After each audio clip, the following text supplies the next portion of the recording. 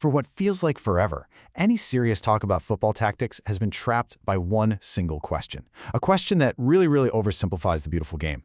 Well, today, we're going to break out of that trap with a brand new framework that shows you how teams actually play.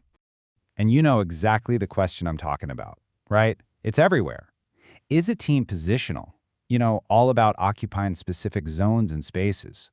Or are they relational, built on the chemistry and the connections between the players themselves? It feels like every single team has to be shoved into one of these two little boxes. But what if that's the wrong question to be asking in the first place? Yeah, forcing every team into one of those two camps, it misses the bigger picture.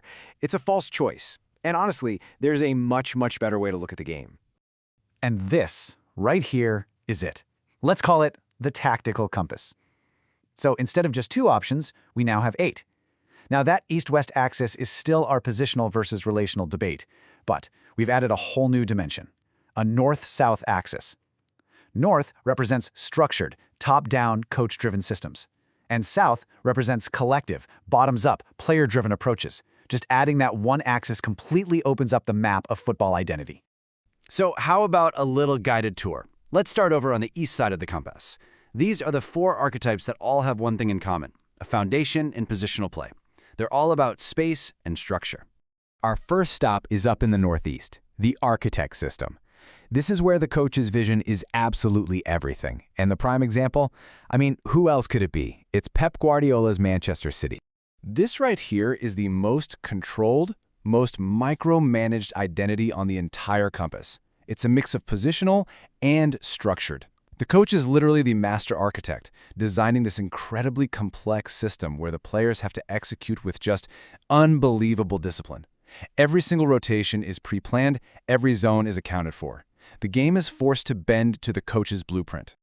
Okay, let's move just a little bit clockwise. We land on east-north, the commander's press.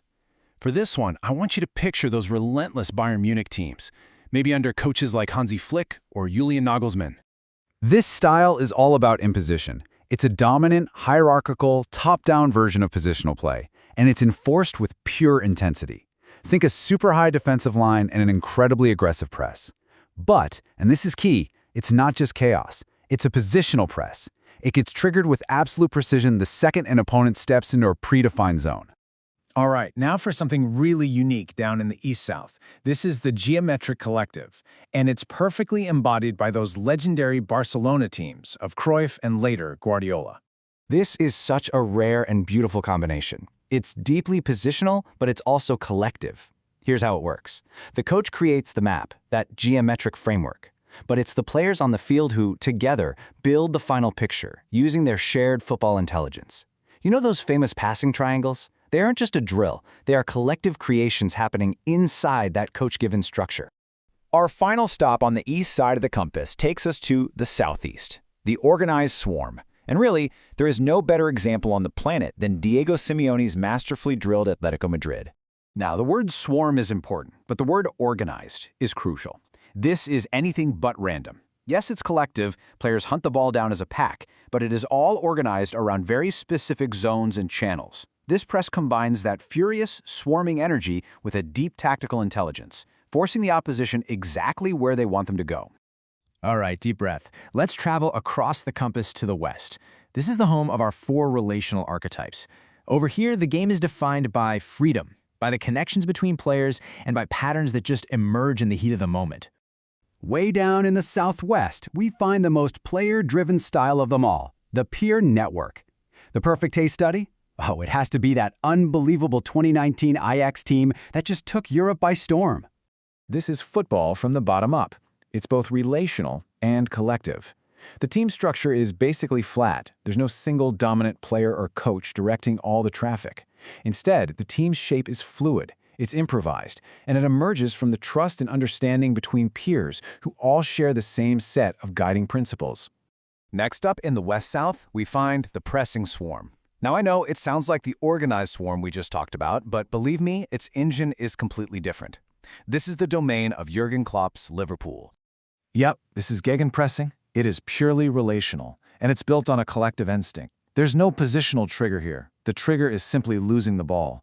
The moment possession is lost, the entire team presses together, guided by player-to-player communication and a shared, deeply trained instinct. It might look like chaos to the untrained eye, but it's actually the highest form of relational coordination. Now let's head up to the west-north, where we find the loose hierarchy, a style that is just perfectly personified by Carlo Ancelotti's Real Madrid. This archetype, it's a masterful balancing act. It is relational, yes, but it exists inside a structured framework. Ancelotti provides this loose, flexible system, and then he empowers his world-class individuals to go and solve problems on the pitch. The coach supervises, he adjusts, but he doesn't dictate every move. He trusts the relationships between his stars to create that magic. And our final destination on this journey, the Northwest, is the fluid structure. And for this one, you should be thinking about Thomas Tuchel's Champions League winning Chelsea side. This style is built on a non-negotiable, structured defensive organization. That part is rigid, that's coach-driven. But that solid foundation, that's what becomes the platform for a fluid, relational attack. Once they get into the final third, the players are trusted to read each other, to connect, and to create. It's defensive security, fueling offensive freedom. Okay, now here is a really critical piece of the puzzle. A team does not have to live in just one spot on this compass. Their offensive and defensive identities can be completely different. You could have a team that's a rigid architect system when they defend, but then they transform into a free-flowing peer network when they attack. The key is that this switch, it has to be intentional and it has to be trained. So, what's the big takeaway here? How can you actually use this? Well, it's all about clarity. First, you have to pick a primary direction on the compass and truly commit to it. Second, you have to make sure your communication style, whether it's top-down from the coach or horizontal between players, matches that identity. And finally, you have to recruit players who are naturally wired to play in the archetype you've chosen. Which brings me to one final thought for you. The next time you're watching your team play this weekend, try looking at them through the lens of this compass. Are they an architect? Are they a swarm? A network? What archetype is your team?